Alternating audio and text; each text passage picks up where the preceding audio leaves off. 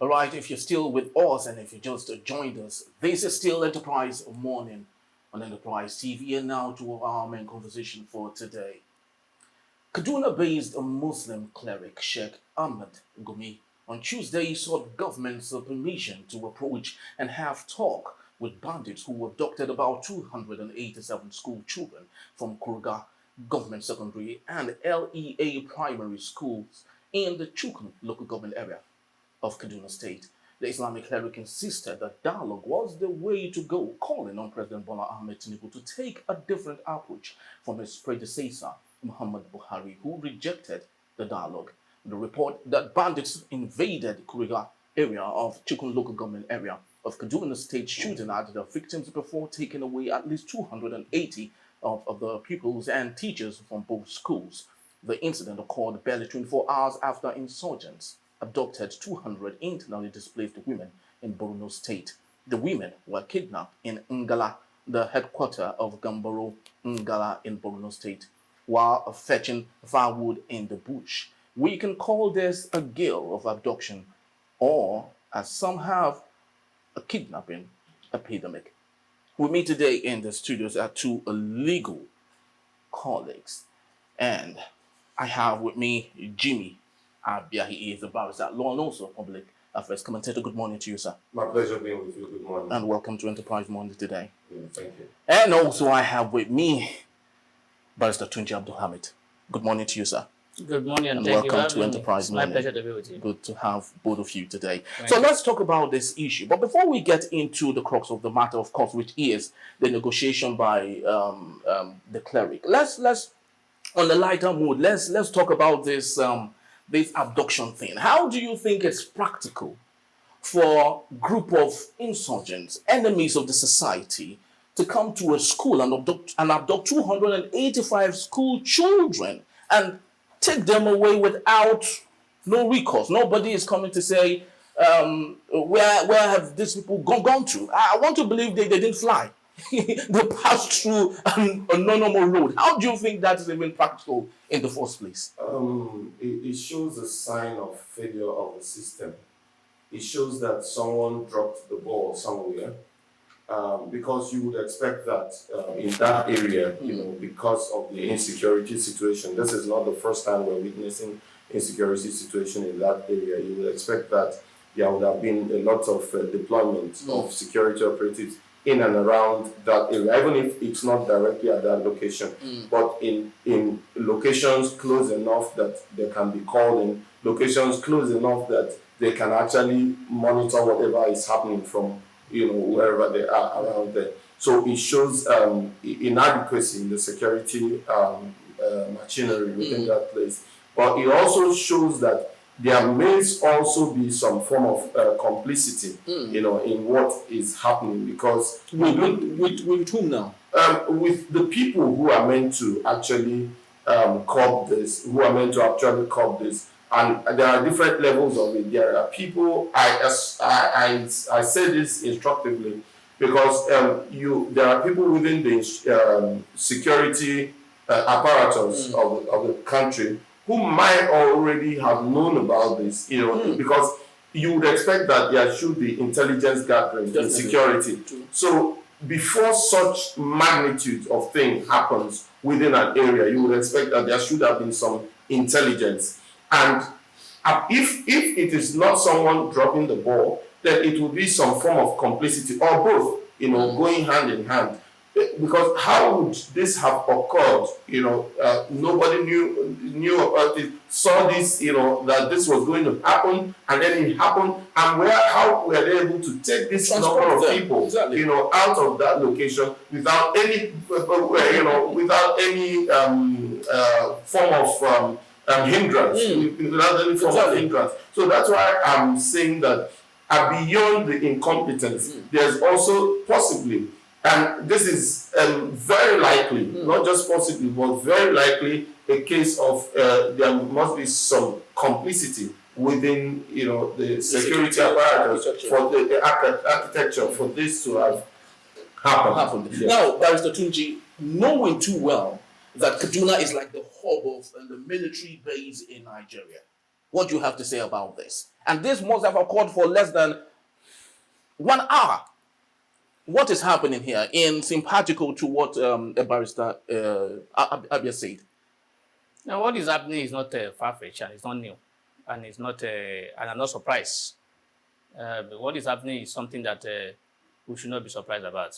And but it's most unfortunate that Kaduna, that houses the majority of our security, what's it called, agencies. It's where this the biggest infrastructure of military in Nigeria. I said it's not new to me and it's not surprising to me, because we cannot be doing the same thing the same way and expecting a different result. Exactly. You cannot say, even if they have intelligence, is it ghosts that will do this job? Human being personnel, do we have them? We've been talking about this personnel for long. We don't have enough. And you see, if you talk about intelligence and people are not being deployed to anywhere to do anything, where are the people that will be deployed? Where are they? If we have one place here today, they will move there. We have another one there tomorrow, they will move there. The same set of people have been moved around for so many projects. We hear the police officers at the police IGP say they are constituting a new task force or whatever they call it. They call it one name, I can't remember again. Those people, how many numbers would they have? Would they be everywhere in the state? At most, they're going to spread them across the country. Maybe in the state, you have 20, 30, 100. And then you'll be hearing crisis here today. You hear in another place tomorrow. You hear the way it is now. Those people who are committing this crime controls our security agencies. Because what we do now is that we don't take steps to prevent it. We wait till it happens and then deploy to that place. Then when that is done, or when there is subsides, and it will leave that place, go to another area that is happening there. So we are just not proactive, and we're not doing the right thing. So what I'm trying to say is that as long as we're not doing the right thing, as long as we're not taking the right steps, this will continue to happen. You need to recruit massively. You need to recruit massively, not personnel and infrastructure. You need to do all this. When these are done, you cannot be talking about monitoring. You cannot be talking about making people available to ensure that this is done and this is not, and there's no problem. So for me, what is happening is not something that is new to us. This has been on for long, and we are approaching it the same way. And then you expect a different result. It cannot happen. So it cannot happen. And then so it's unfortunate. I hear the audacious request by by the kidnappers whether confirm or that they're asking for 40 trillion naira. They want to send Nigeria, the entire Nigeria, and then they take us. They are very, very unfortunate. Very unfortunate. All right, so let's look at Gumi, the good old Gumi, who was once a former military personnel himself before he retires to become a cleric. Isn't it funny that in Nigeria, where the budget of the military, as of the recent budget by Bola Ahmed Tinubu, is $4 billion, a 12% increase from the former in 2023. Isn't it funny that with $4 billion of budget to the military, we're still dependent on Gumi to come dialogue with insurgents whom we have labeled traitors in Nigeria? Isn't it very funny? Yeah. What I even wonder, no state, no country negotiates with terrorists within a country that is not a failed state, a country that is not in war. So it's absurd. It's absurd. You can't hear it in any other part of the country, in any other part of the world, rather, that a country is negotiating with terrorists within its borders if that country is not either a failed state or a country, a war-torn country. So can we assume that Nigeria is a failed state? It's not for me to say that. It's for anybody, any observer, to look at the indices and decide whether that is the case. It's not for me to say. But I am saying that in any country in the world that is not at war, that is not ravaged by war, that is not a failed state, I have never seen, I have never heard a country negotiating with terrorists within its borders. It does. Please check around the world. It doesn't happen. True. It doesn't happen. It's the only time it happens is if the country is a failed state, or if the country is in a state of war. In a state of, that is, the country is torn totally by war, but not in peacetime. You are negotiating with terrorists in your own borders, within your own borders. What it shows is that parts of this country are not effectively controlled by government. Now, the monopoly of violence, government should be the only one that has that monopoly of violence within any enclave which the government exercises authority and control. But what has happened now is that it seems that government has actually let off certain areas, certain parts, that these areas can now be controlled by certain persons, even if temporarily. And government now that's why someone would even be raising this idea. Now, let me ask a question. Of course, you are the one asking questions. Yeah, but it's fine. Yeah, it's fine. Rhetorical. If Gumi can see these bandits, negotiate with them, how come the security operatives, the security authorities, how come the government is not able to detect where these people are? Because for Gumi to be able to negotiate with these people, that means they are within our territory. Within our territory. Yeah. That means they can be found.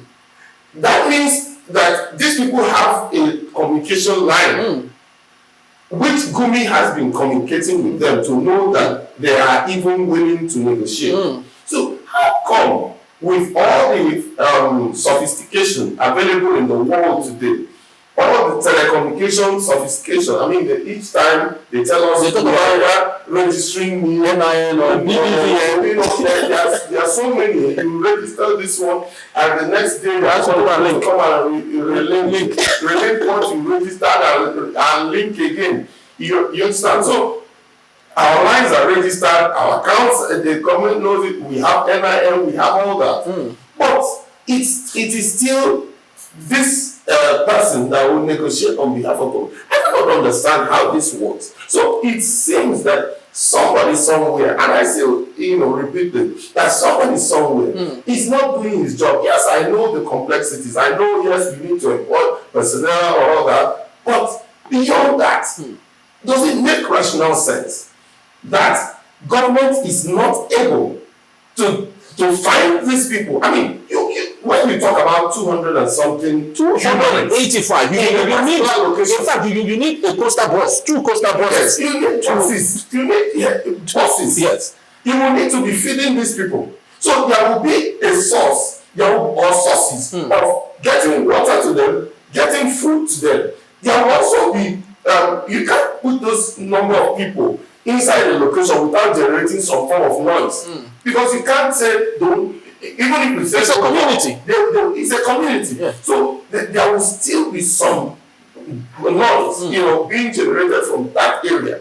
So how is it possible that government is totally unable to know where these people are, to know how to get the children out, to know how to infiltrate wherever they are? So it's totally, I'm totally flabbergasted. I don't know how this is able to happen in the 21st century. You are a trained lawyer, and I know you might be here or there with this fact, but do you think Sheikh Gumi is highly suspect?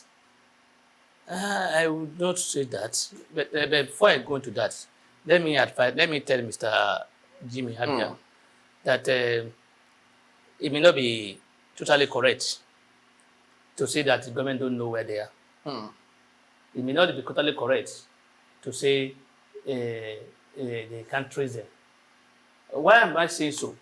We are in this country when a former governor told us that he paid them off. That is former governor of Kaduna State, that he paid them. You know them. And this Sheikh Gumi has been going to negotiate with these terrorists, not one or twice.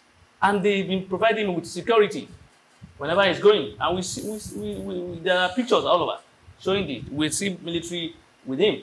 So that is to tell you that they know where they are. Even the government does not even say so, that they don't know where they are. They've not said so. They've not said so. You see, what we are seeing, just like you said, is a confirmation of lack of capacity. Is it willingness on the part of the government to fight this fight?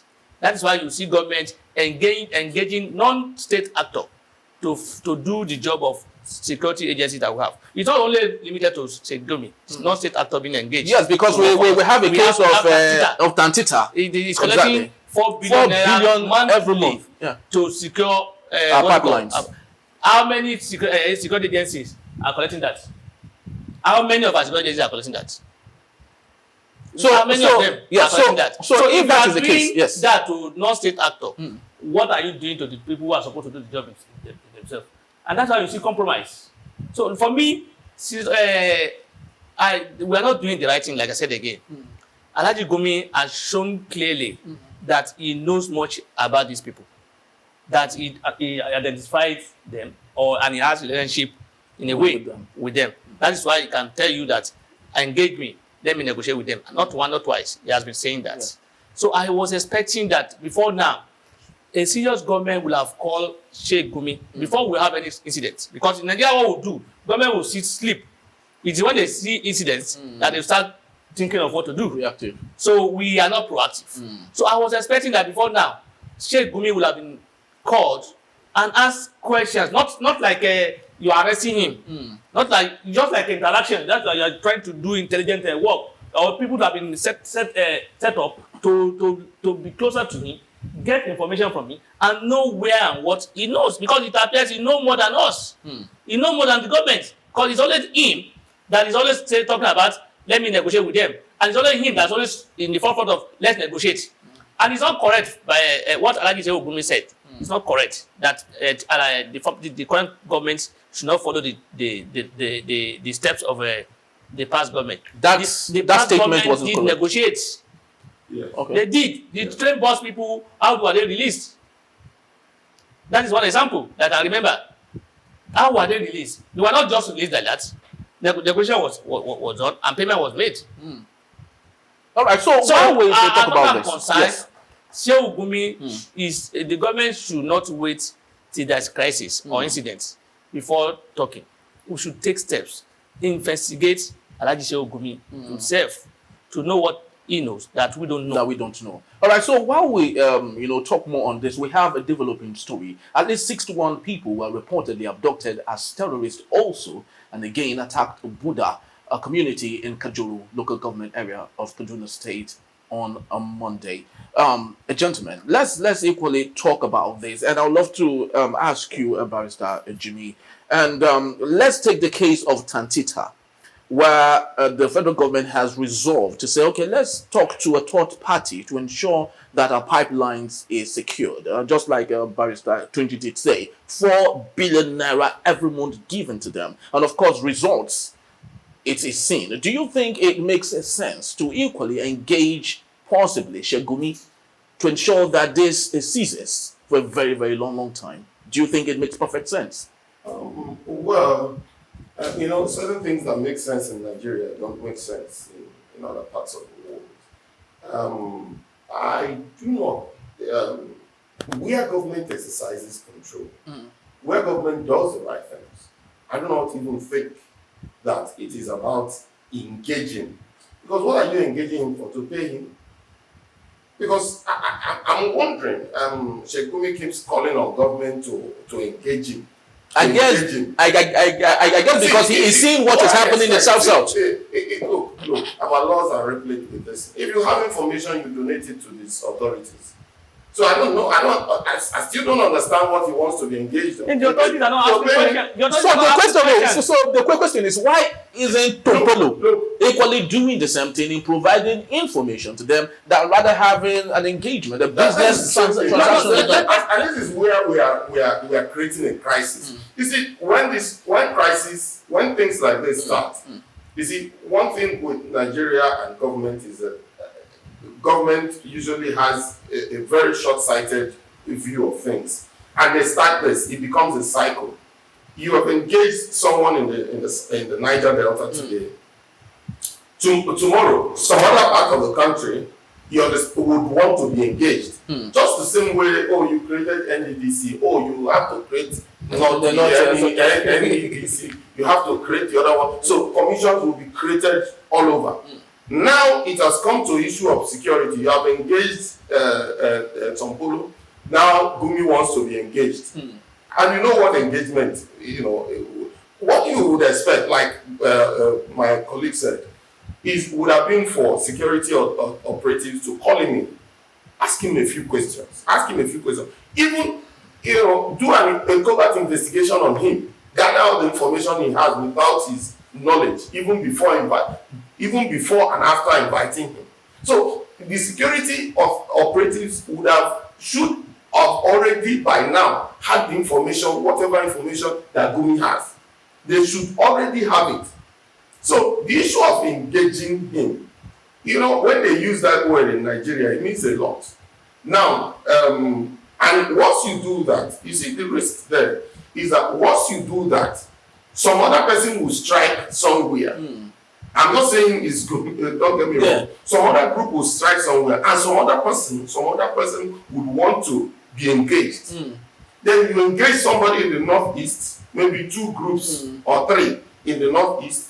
You engage 3 in the southeast. You engage some in the south, you engage some in the southwest, you engage some. By the time you've done this, government loses effective control of its territory, because these people are not state actors.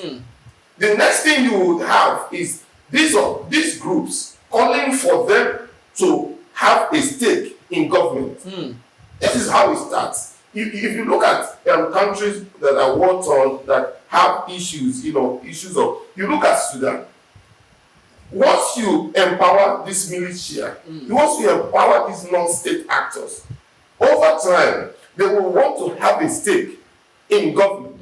They will want to collect. I mean, it was almost happening in the southeast, where some groups began to demand taxes for you to have events. You want to have a area, you want to have a marriage ceremony, you have to pay them, because they control some of those territories. So it is not something the government should ever allow to get to that point. I still insist that government has no business negotiating with terrorists within its own territory in peacetime. The government has no business doing that, unless government has said we have effectively lost control of this territory. But if government is still claiming that it is still in effective control, then government has no business negotiating with terrorists. If anybody says he has information, invite him, get the relevant information from him. If possible, investigate him, get the relevant information from him, and use it to deal with the security issues. Period. All right. So finally, before we close to home, Barrister Tunji, do you think President Bola Ahmed Tinubu has got enough balls to solve this conundrum that is, wavering all over the place? I'm not seeing and that. What do you think he can do to make that happen? I'm not seeing that. Finally, what's it called? I'm not seeing sign of that for now. I'm not seeing, because we are still operating the same way. The same situation that he met while from the former president. But anyway, he said he will continue from where he stopped. Yeah, humorously. So we are still battling in that regard. And because he still engaged, he was not the one that engaged Tantita, and he continued to engage them. You see, and then before I go there again, Tantita was engaged, not because he was just to show them, to give them a peace. These people that were engaged, that have been engaged as for this, are people who have already given government maybe one trouble or the other. That is the truth. And that's why I said most times when you do this kind of a thing, you are encouraging, just like you said, you are encouraging other people to do similar thing. In Southwest, Chief Adam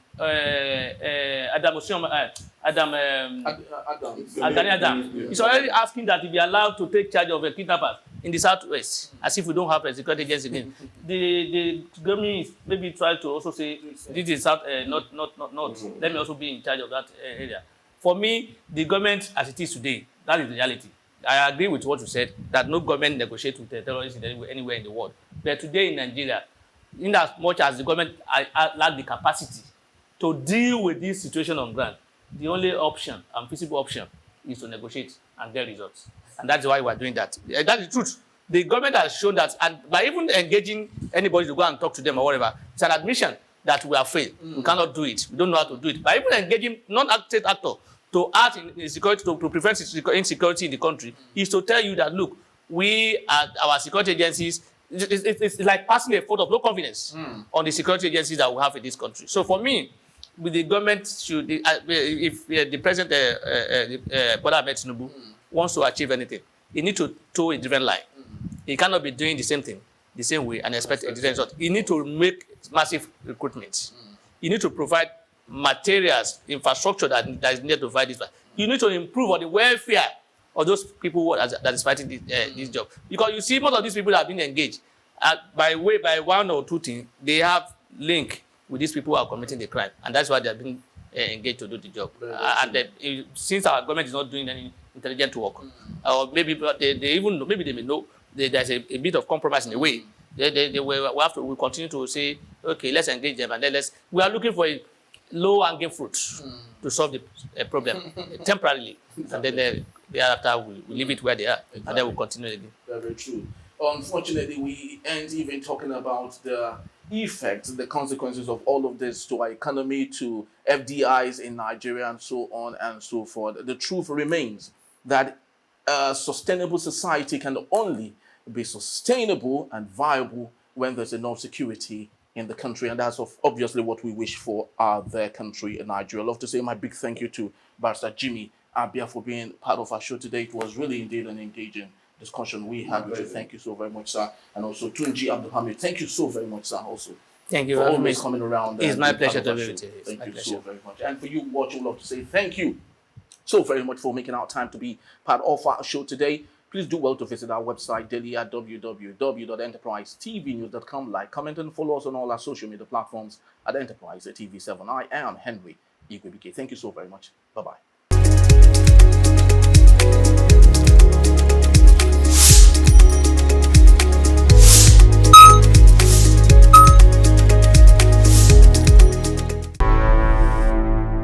Enterprise TV, a tradition of truth.